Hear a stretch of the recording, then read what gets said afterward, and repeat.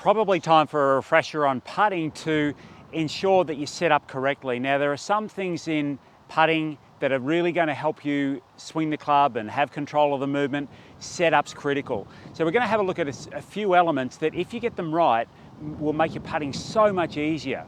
Now, the first one's the grip. When you hold the club, and I'll actually stand a bit closer to the camera here, with a normal swing, we're going to hold the club sort of across the base of the fingers of the left hand. Now, the reason for that is so that it'll allow the wrist to move. Now, of course, with putting, we don't want that to happen. So when I'm holding the club with my left hand, I want the grip to run down the middle of the palm of my hand. Now, that'll restrict my wrist movement. When I hold the putter with my right hand, I'm going to do the same thing.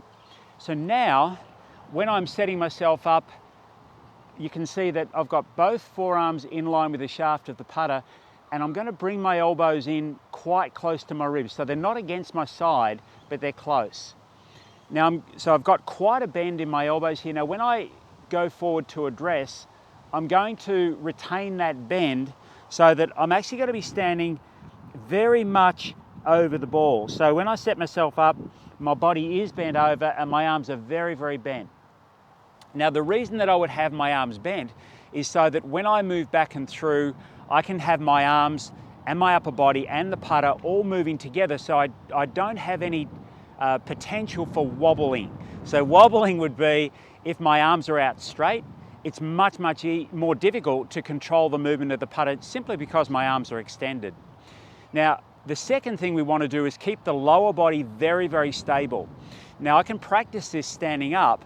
So from here, if I make small movements, so all I'm going to do is rotate my chest, and my arms and my putter move with my chest movement, and my lower body doesn't move at all. Now, if you find that you start to do that, that's a challenge and your lower body will move, a couple of options for you. First of all, watch your movement in like a reflection, a mirror, or even watching your shadow, you'll be able to detect movement.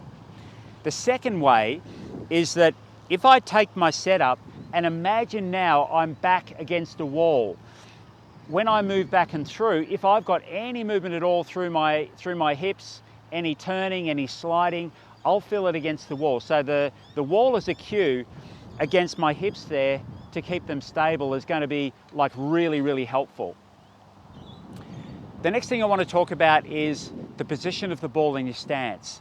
When you hit the ball, the loft on your putter, which is about 3 degrees, needs to be able to get the ball slightly airborne at impact. Now, you're not going to see this with your eye, but if you were to put a high-speed camera on the ground there, maybe even your phone on slow motion, you'd see that when you strike the ball for about 6 inches or 15 centimeters, it doesn't roll one way or the other.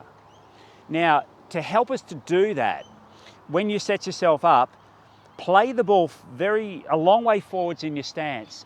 If the ball is back in your stance and the shaft is leaning forward at impact, it'll take loft off the putter and it will make the ball bounce a lot when it's going toward the hole, rather than having that slight little bit of flight, which again you can't see, and then rolling toward the hole.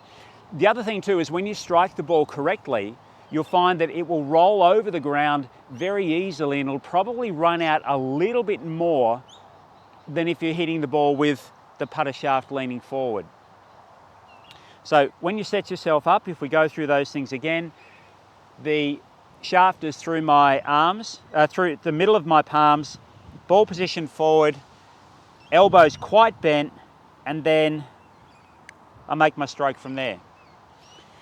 The final part, which we'll talk about in another video, is green reading. Clearly I didn't do that very well there, but I was set up to give myself the best chance to be able to hit the putt correctly.